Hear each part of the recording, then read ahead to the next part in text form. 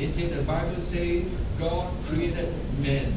That God created man in His own image. Everything the Bible says, you just believe it. You have faith in it, in whatever the Bible says. That's their accusation, right? So the truth is that everyone has faith in something. Even the evolutionists, they have a faith in a philosophy. And actually, they cannot prove it by science that evolution took place. They cannot prove it. But they believe this is how it happened. They believe in the Big Bang Theory. So that is faith. There is a faith in a philosophy. So they accuse us of blind faith. We can also say the same thing about them. That blind faith, how did you know that happened? Okay? And evolution is a belief system that is accepted by faith by people all over the world. The origin of the universe. They say Big Bang, right? There's little evidence regarding the absolute earliest instant of the expansion.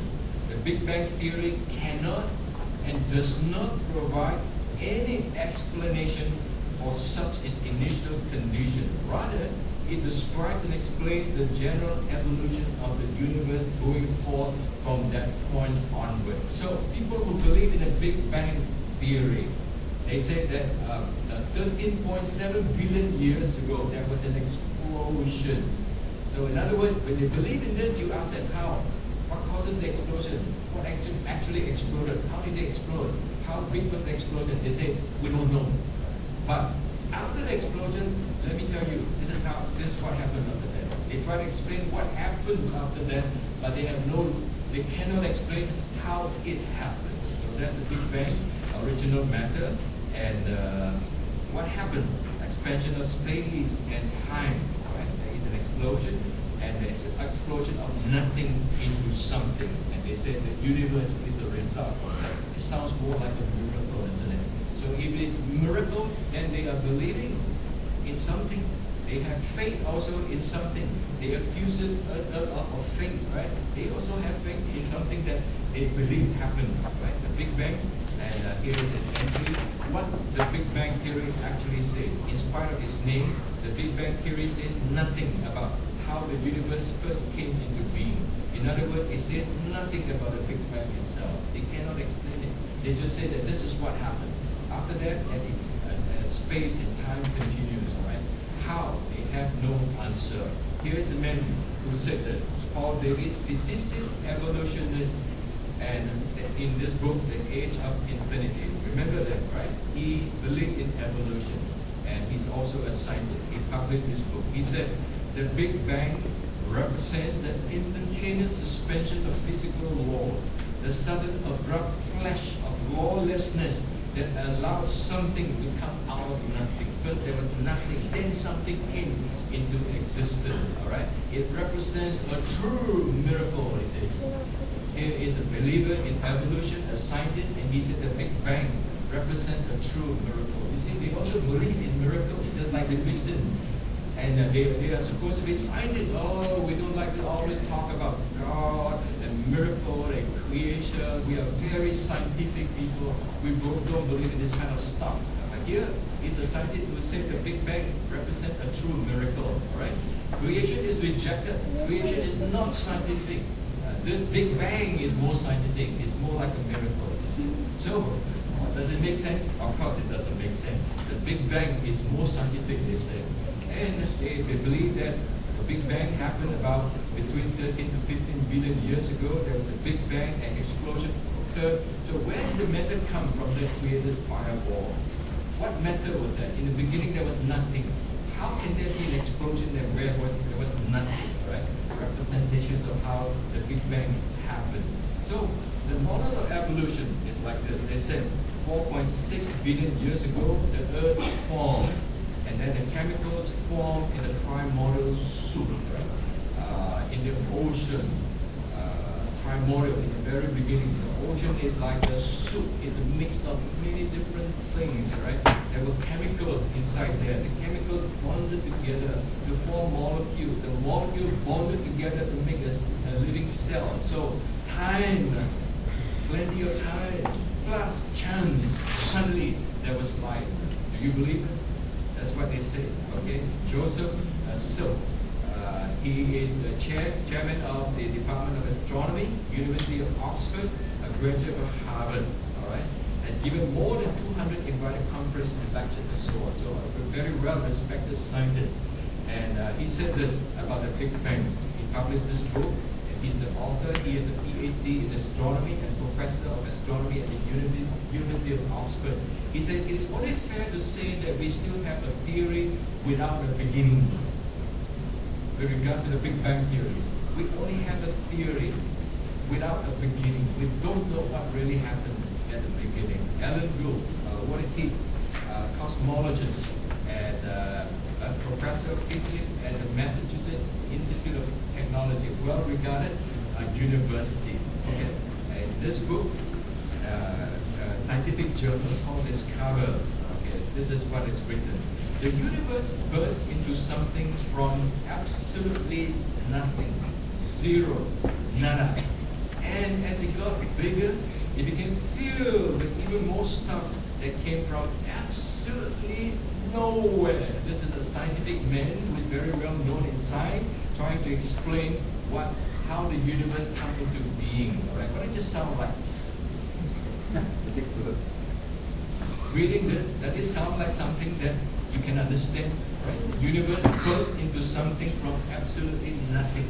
As it got bigger, it became filled with even more stuff that came from absolutely nowhere. Wow, it's so profound. Now I know how the universe comes into being. It sounds like a big blur. They themselves don't know what really happened. But the creation model, God said He is the one who created. The heavens declared the glory of God.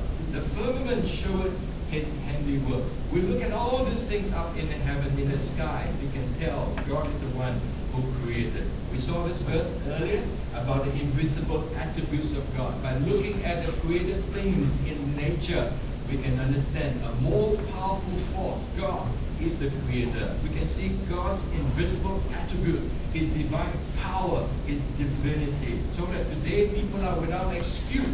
You cannot stand before God in judgment one day and then say, I did not know that you exist. I did not see any sign. I could not feel it. I have no indication that there is a God. God said, you have no excuse. The creation model, energy, was not created by natural or physical means. The universe exists. I think I want to make mention of this, that the universe exists as energy, right? This would not be in line with the second law of thermodynamics. The creation model is such where it goes along with the second law of thermodynamics, which we talked about earlier, yesterday's lesson. All scientists in the world subscribe to this second law of thermodynamics. The creation model that God creates, right? It does not violate the law of thermodynamics because energy was not created by natural means. God is supernatural, right? In the evolution model, Big Bang, energy is being produced from nothing, and the second law of thermodynamics does not allow it. So evolution is unable to explain the origin of matter and energy through natural means. So it has no foundation. The logical conclusion for us Christians, it is reasonable to believe that God created everything in the world, matter and energy, not some unknown magical events. What is that unknown magical event? It's called the Big Bang Theory. 13.7 billion years ago, there was a Big Bang. How did that happen? What happened in the beginning? How did it originate? We have no idea, but this is what happened. Right? It has no basis at all. The theory of evolution, there are two types of evolution. One that is called macro and one that is called micro. Macro change above the level of species.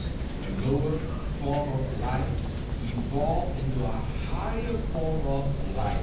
That's macroevolution. The change of a species over time into another. Like a fish, over millions of years, the fish evolved into a higher form of life. And this higher form of life is an amphibian that can live both in water and on land. And then this amphibian later on developed into a higher form of life where it can fly or run on land. So that's macroevolution represented by this pictorial chart that we have looked at. Alright, so this is what it said, looking at it from the top to the bottom, right? The fish. And then later on the fish began to produce legs, okay? And more legs, and then it becomes an amphibian, a frog. It can swim. The frog then, the hind legs is, it develops one tail and then becomes a land-running animal that becomes a rabbit, for example. That's basically what macroevolution is all about, right? This is also represented in this form like this, right? And slowly, over time, it becomes a human being.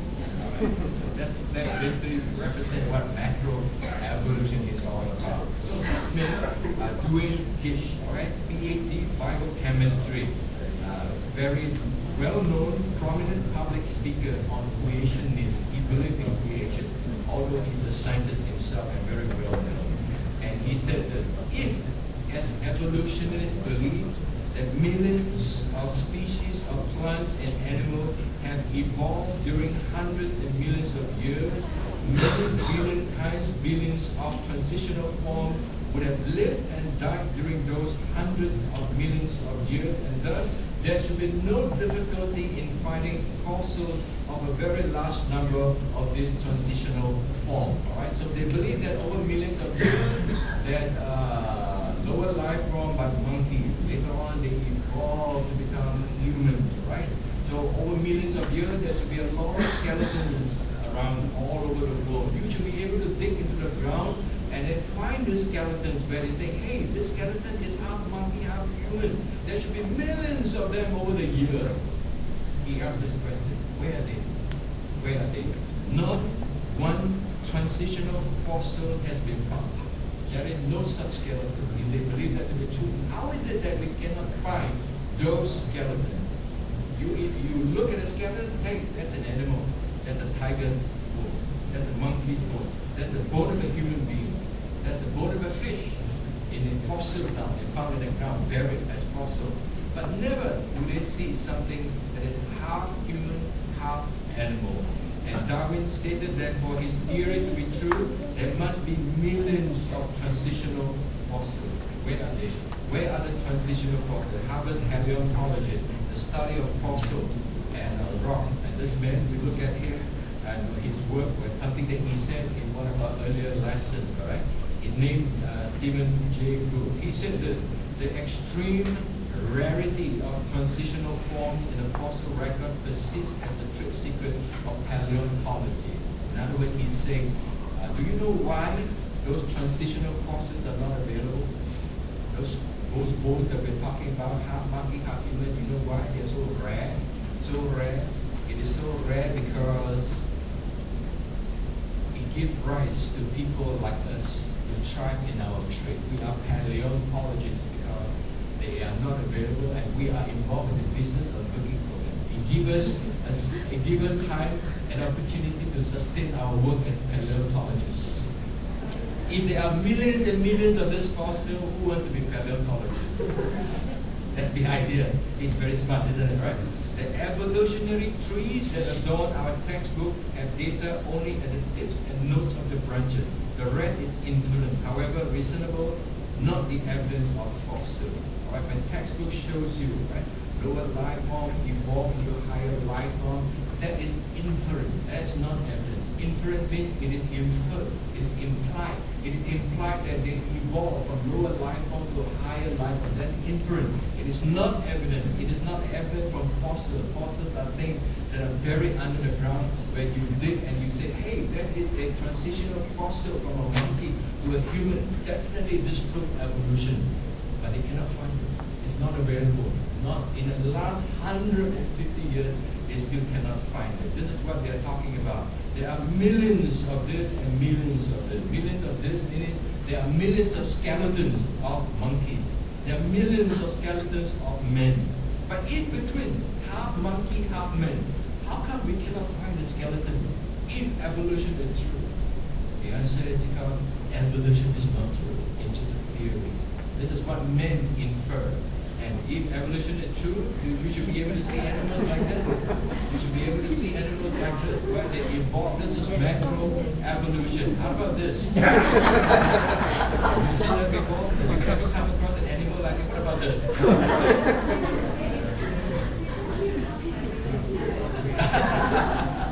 Radioactive effect that produces this kind of animal. Okay. Then there is something that's called microevolution.